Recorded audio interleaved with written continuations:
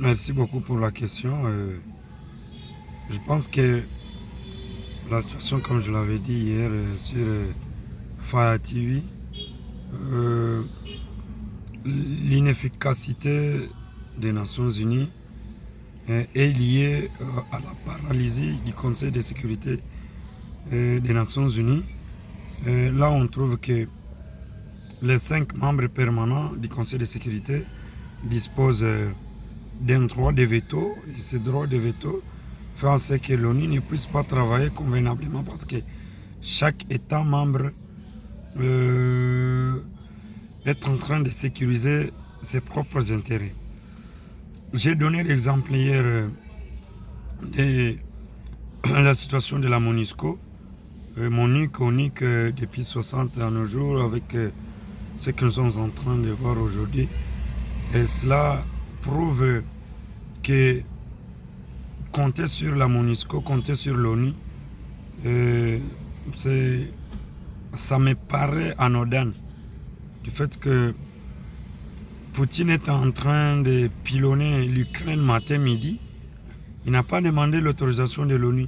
L'ONU est là.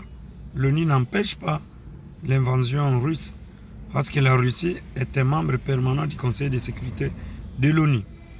Et sans oublier, vous savez même que l'actuel secrétaire général de l'ONU, Guterres, était en Ukraine, à Kiev, capitale. Mais au moment où il passait nuit là-bas, les obus russes ont été lancés sur Kiev. C'est pour dire que la guerre, à un moment, c'est le prolongement de la politique étrangère d'un État au-delà de ses frontières pour faire exécuter sa volonté et marquer son hégémonie dans une région donnée.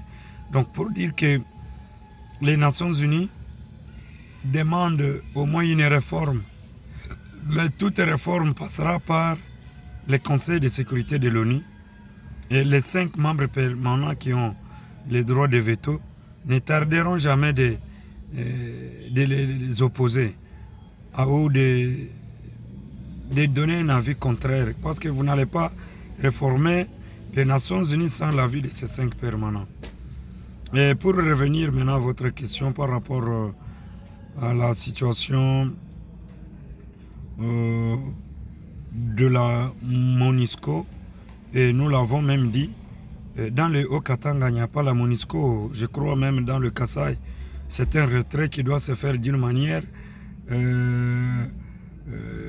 coordonnée pour éviter qu'il n'y ait pas des situations ingérables. Ça va passer d'une étape à une autre. Mais sinon, moi, je demande au peuple congolais de soutenir les institutions de la République depuis l'avènement du président Félix. La bataille se mène au niveau de la diplomatie parce que même les États de la sous-région sont en train de comprendre que la donne change et il faut s'adapter à cette nouvelle stratégie qui s'installe au niveau de la sous-région des Grands Lacs. Pourquoi pas? Parce que hier, avant-hier, vous avez vu même les émissaires de Kinshasa à Kampala. Ceux qui pensent que c'est la faiblesse, non. Je l'ai toujours dit que même Paul Kagame est un produit de la diaspora rwandaise qui était en Ouganda. Et l'Ouganda de Museveni a la maîtrise de la situation sécuritaire dans la sous-région. C'est un point lourd au niveau de la sous-région. Donc il faut parler aussi avec l'Ouganda parce que Kagame a été fabriqué par Museveni. Kagame était dans l'armée ougandaise. James Kabarebe, il est parmi des grandes personnalités dans l'armée rwandaise qui a travaillé dans 3 pays. Il a servi d'abord dans l'armée ougandaise. James Kabarebe est arrivé en RDC avec Musée. Il était chef d'état-major. Il est rentré au pays, ministre de la Défense. Actuellement, il est conseiller principal ou spécial du président Kagame en matière de sécurité. Donc c'est pour vous dire que les pays de la sous-région, il y a certains qui ont la maîtrise Si vous, aujourd'hui, vous dites qu'il ne fallait pas négocier avec les Rwandais, mais les Rwandais connaissent bien l'appareil sécuritaire, même de renseignement au niveau de la sous-région, que ce soit l'Ouganda, que ce soit en RDC, que ce soit même au Burundi. Vous voyez même la réforme avec l'actuel chef d'état-major rwandais, Jean Bosco Kavura. Mais il a vécu au Burundi, il avait fui le Rwanda et il connaît bien l'appareil sécuritaire du Burundi. Donc bref, nous devons aller vers ces États parce qu'ils ont au moins la maîtrise de la sous-région. Il faut négocier toujours avec eux et faire la pression sur les groupes armés. Et nous allons mettre hors état de nuire ce qui menace l'intégrité et la sécurité de notre pays. Voilà un peu ce que je peux répondre par rapport à cette préoccupation des Nations Unies, par rapport à son fonctionnement et par rapport à son rayon d'action à travers le monde.